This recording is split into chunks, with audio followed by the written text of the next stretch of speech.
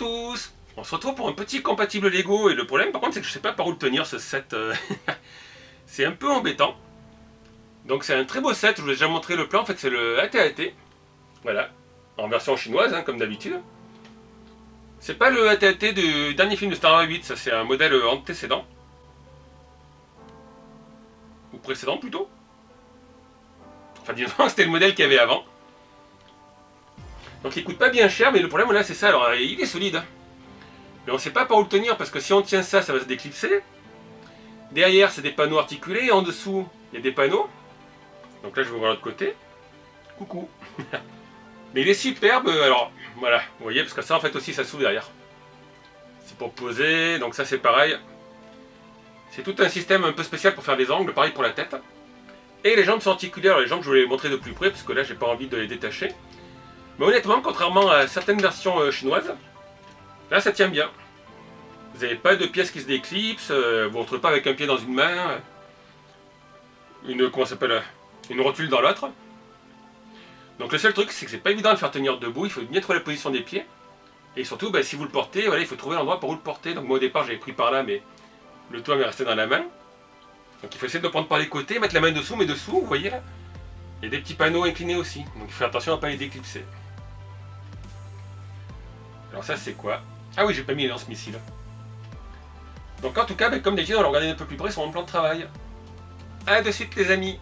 Et le voilà d'un peu plus près. Alors il rentre juste dans le cadre de ma caméra, donc je vais essayer de le faire pivoter.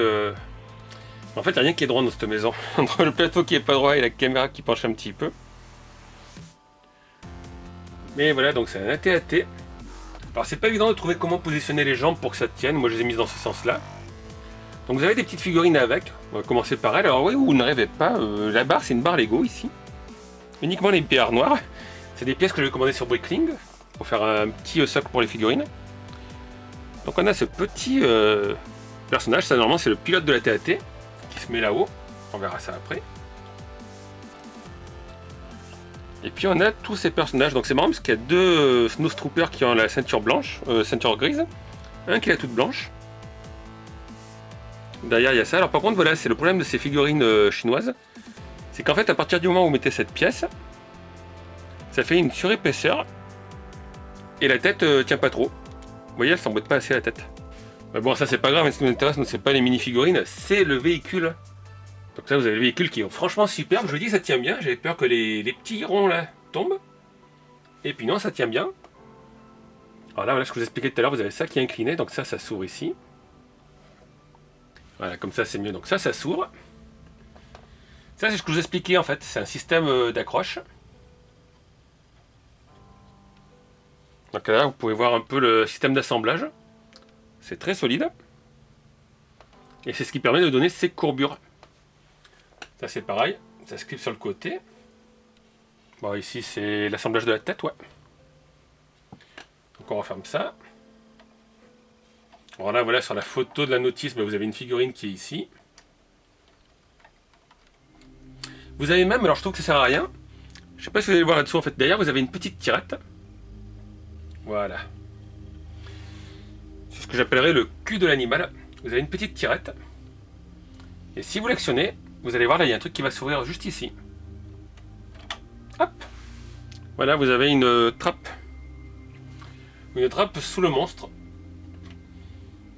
Alors je sais pas après si on peut jouer quand même avec, parce que l'articulation ça tient. Mais voilà, c'est pas super évident. Voilà, donc vous pouvez mettre le personnage dedans. Hop, après vous pouvez refermer ce côté si vous voulez.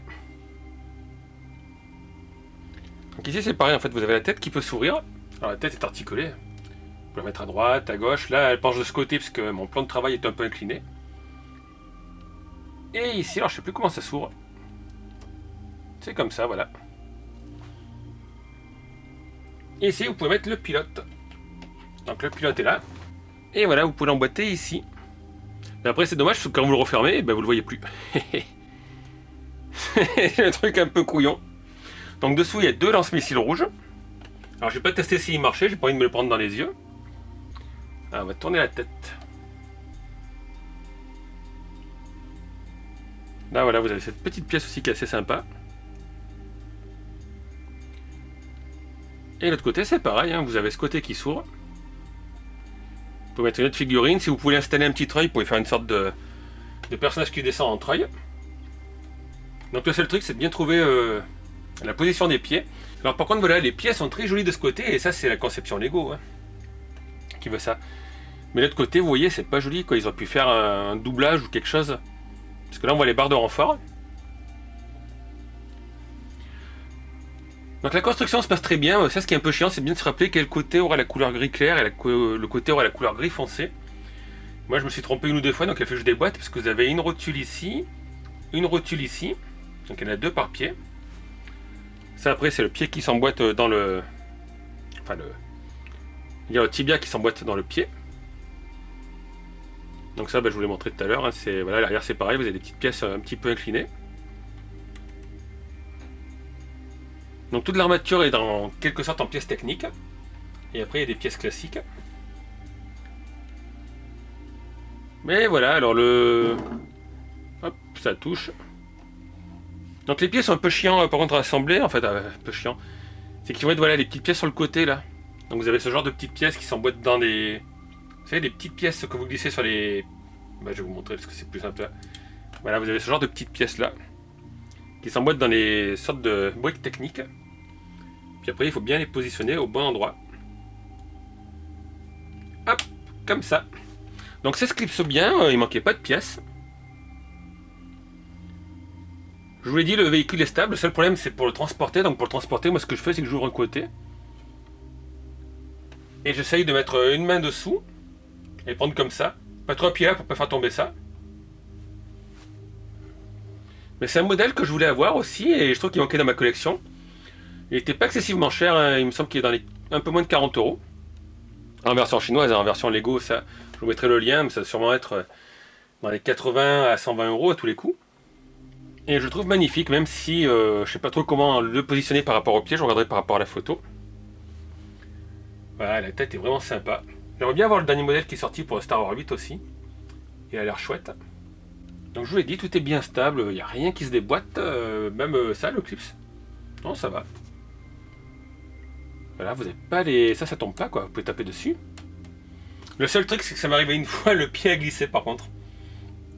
Je sais pas pourquoi, pourtant c'est bien emboîté. Faites bien attention à comment vous positionnez les pieds aussi, il y a un sens. Derrière, voilà, c'est la petite partie où vous avez la barre noire, là. La barre lisse. Mais hormis ce problème de comment le transporter, si vous le mettez à disposition, je pense que ça va plaire à tous les fans de Star Wars. Vos enfants s'ils aiment Star Wars, donc je vous le dis, dedans vous avez la figurine que vous pouvez mettre. Je le trouve même plus solide que le Faucon Millenium. Parce que le Faucon Millenium, souvent vous appuyez, des fois ça peut se détacher. Et là ça tient bien, donc là il y a le pilote. Alors ça c'est un peu chiant pour des côtés. Les côtés il faut les clipser et les faire rentrer dans une petite pièce. Puis voilà, le seul défaut que j'ai trouvé, moi c'est les figurines. Figurines, parce que je vous le dis, avec cette sorte de petit truc dans le dos. Les têtes, voilà, les têtes tiennent moins bien. C'est un peu le même défaut que les figurines Batman avec la ceinture. Donc comme d'habitude, n'hésitez pas à me dire ce que vous avez pensé de cette vidéo, ce que vous pensez de ce modèle.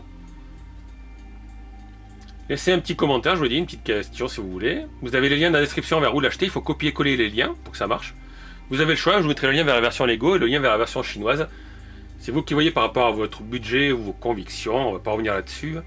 Que dire, je ne sais pas si Spyro le Dragon testera cet objet. Je pense pas, parce que apparemment c'est ses partenaires qui ont envoyé le Faucon Millenium. Pour ceux qui ont vu la vidéo du Faucon Millenium de Spyro le Dragon, vous avez été nombreux à m'écrire et à me le signaler. Puis moi je vous dis, comme d'habitude, laissez un petit pouce si la vidéo vous a plu. Et puis n'hésitez pas à vous abonner si vous n'êtes pas encore abonné. A bientôt tout le monde, ciao.